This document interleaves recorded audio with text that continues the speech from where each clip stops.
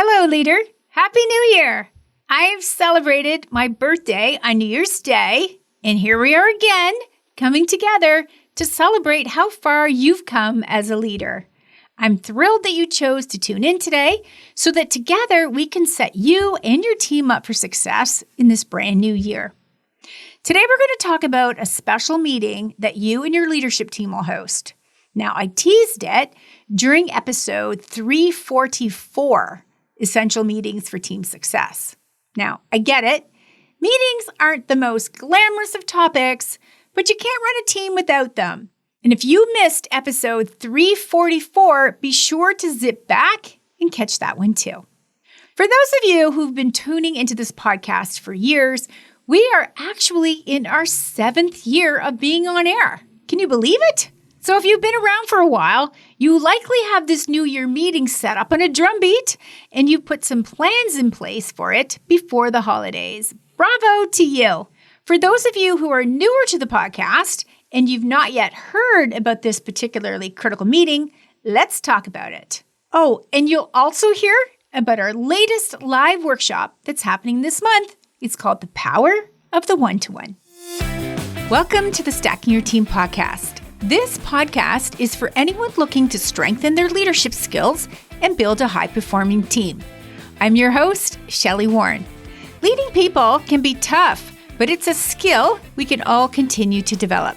You already know that whether your workplace is big or small, people are your greatest asset and often your largest expense. That's why you take your role seriously and want to keep growing as a leader. You'll find that each episode is designed to provide practical solutions that you can apply immediately. So let's dive into today's episode with a couple of quick reminders. No one escapes team troubles, including me, and the team that got you here may not be the team that will get you there. So what is this meeting that's going to be the most important one you host this year? Now, I'm sure some of you are getting ready to roll your eyes and huff a bit because you dislike meetings. But successful CEOs know that hosting a meeting is a privilege. Every meeting that is on a drumbeat in your business requires your team to stop doing what they need to do and instead pull their attention over to whomever is leading the meeting and their peers who've also joined. You expect them to engage in meetings and show up for each one because that's what professionals do. And many of the members of the Leadership Lab are no longer attending a multitude of meetings. Instead, they've built a leadership team that leads the majority of the meetings, and that is definitely a key responsibility for them in those leadership roles. But this particular meeting that we're talking about today will be led by you. That's right, you, the CEO. You will not delegate this to anyone else, even if you really want to. Here's why. Your team needs to see your face, hear your voice, and see you show up for them. It's simply not good enough to phone this in or have someone else do all the preparation and be complacent about this time of year. The current world events literally have people on your team thinking about other employment opportunities that are available to them. Now, you know that on the podcast, we've been talking a lot about the Great Resignation and the seriousness of it. It's impacting hiring, profits, growth, and team culture for the CEOs of big organizations, and it's having the same disruption for you, that small business owner who also needs a team of competent and happy team members who enjoy what they do and who feel valued every day. This meeting is another chance for you to connect with your team in a true servant leadership style by showing up for them with the intention and then the follow through to share key messages that will undoubtedly help your team decide to stay or go. So if you're ready to host the most important team meeting of the year, keep listening. And I know you can do this.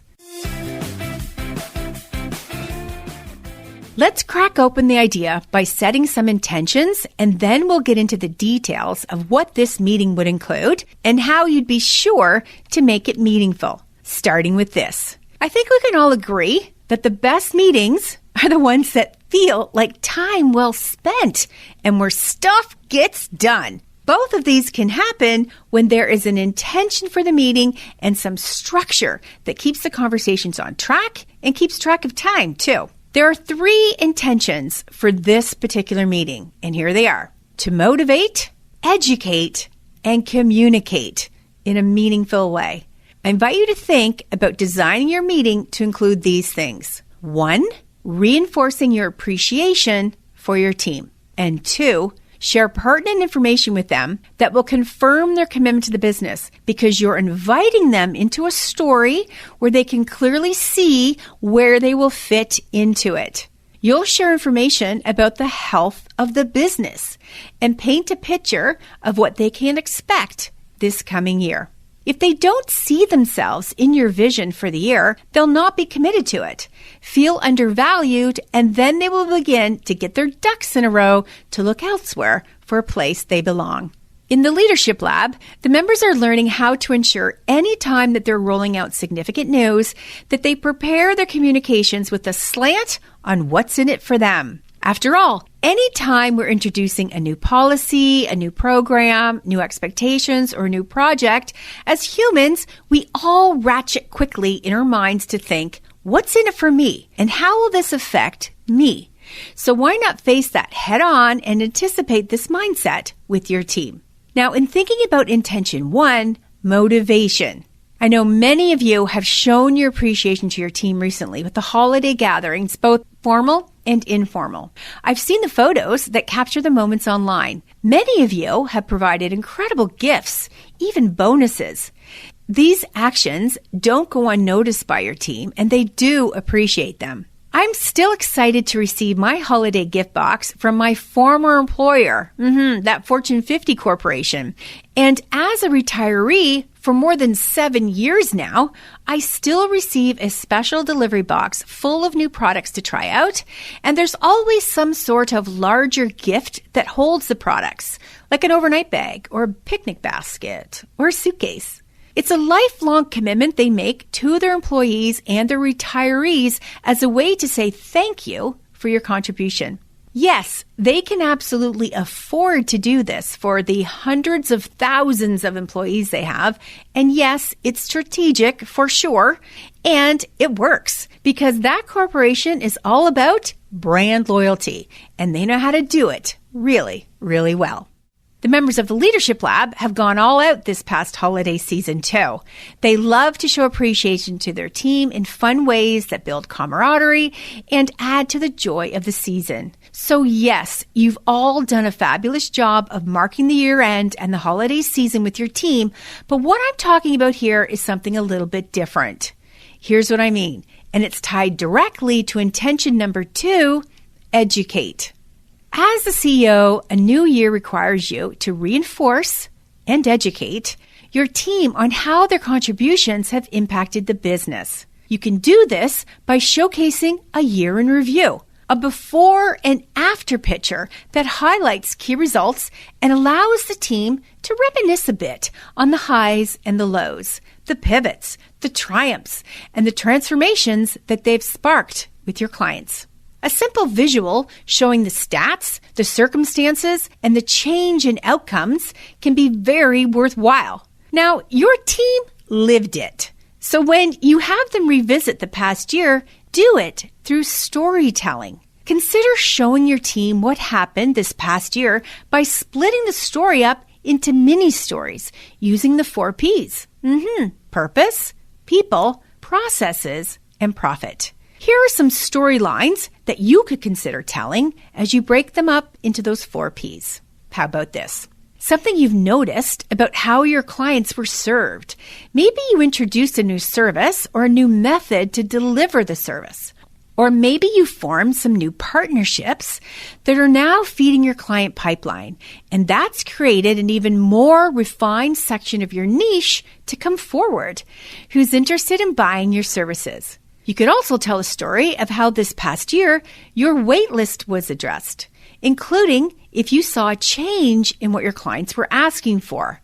Now, you've heard me mention here on the podcast often that data mining in your own waitlist will tell you all you need to know about how to position your business, and you want to reinforce this with your team. Talk about the changes to your team structure with people leaving or people onboarding, promotions, ideas and suggestions that were launched based on ideas that came from your team. Share the results and ways in which the team overcame challenges with these changes. And don't forget to talk about your best sellers. What sparked the interest in this service, and highlighting a few testimonials would be great too. Sometimes your team are so close to the daily operations, like keeping their heads down, doing the work, that they don't have time or the headspace to look at the data. So telling the team about the services that were popular and the services that were not, or a significant reduction in those sales, is also great information for the team to have.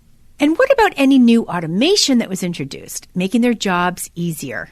And be sure to tell a few stories about key projects that were completed and describe the differences those projects have made in how you're delivering your services and operating on a daily basis.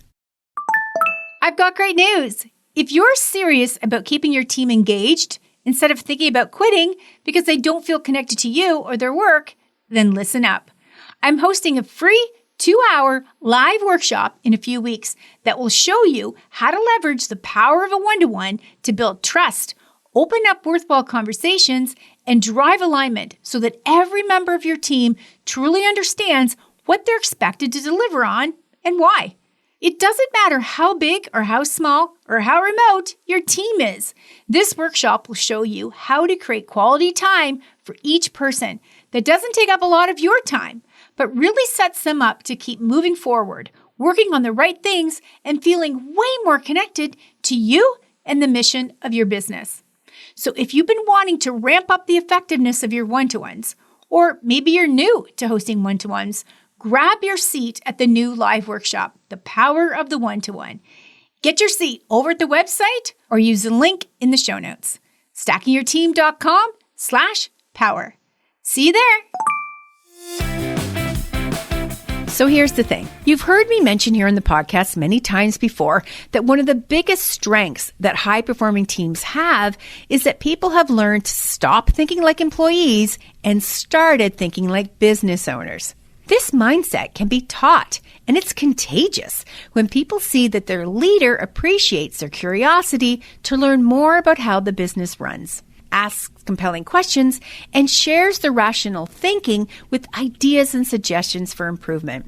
When you stretch the mindset of your team by sharing data points with them that they can start to make informed decisions and visualize how they can end constraints, introduce innovation, and streamline how work gets done, you'll help them truly leave their stamp on the business, which always feels worthwhile and encourages them to stay at this level of contribution, continuing to add more and more value each and every day.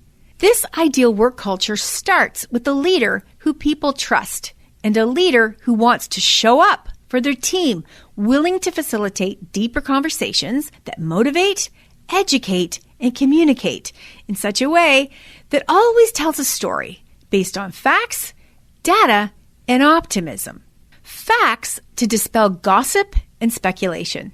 Data to accelerate their understanding of what it takes for the business to keep its doors open. And optimism, because an atmosphere that reinforces growth mindset versus fixed mindset motivates people and helps to cut the negativity that can sometimes seep into your workplace. Now, I get it. Hosting this kind of year-end review and New Year kickoff meeting can feel a bit daunting, and I know that some of you will find this overwhelming and totally out of your wheelhouse. But you can do hard things. Your team needs you to host and lead this meeting. They need to see you in your role as CEO, casting your vision and demonstrating your commitment to them, the work, and the impact you'll all have with your clients. When leaders can encourage, reinforce, and enable their teams to work smarter, not harder, and to collaborate with each other, you are fostering an environment where everyone feels proud of what you're making happen. And people can literally feel unstoppable. After all, who doesn't want to work somewhere that everyone is on a mission to make something wonderful? So what will you do today to apply what you just learned here on the podcast about hosting a year-end review and a new year kickoff meeting with your team? Here's a suggestion. Get out your calendar and plan to host this meeting in Q1, beginning with your intentions of motivating, educating, and communicating in such a way that the outcomes are 1, the team is motivated for this brand new year because you are openly appreciating their contributions of last year. And 2, the team better understands the health of the business and what to expect this year because you shared pertinent information that invites them into a story that they can clearly see where they're going to fit in and belong. Now, keep in mind the what's in it for me question that you'll want to weave into your message and come at this very important meeting from a stance that you're doing this to serve your team and entice them to stay and contribute at their highest value that you know they're capable of. A few other things to remember as you are crafting this incredible team meeting. You will tell them how you personally are going to show up looking like help to them this year and what support will be provided to them from their leadership team members. And you'll close out your meeting with an open call for a peer-to-peer appreciation shout-out exercise and then open the floor for some Q&A. You're going to be creating momentum and confirming trust with your team. After all, people want to work alongside leaders who know where they're going and who invite their team to join them. Will you be joining us for our next virtual workshop? It's live, it's free, and it's interactive. So if you've been wanting to ramp up the effectiveness of your one-to-ones or you're new to hosting one-to-ones, grab your seat for this new workshop. It's called The Power of the One-to-One. Get on over there to the website, stackingyourteam.com/power. And hey, did you find today's episode helpful? If you did, share it with a friend. Tag us on Instagram, where I'm at Stacking Your Team, or leave us a 5-star rating and review on Apple Podcast. Did you know that we have resources available for you over at the website? Get on over there and check them out. Everything we do at Stacking Your Team is designed to help you strengthen your leadership skills and build a high-performing team. See you on the next episode.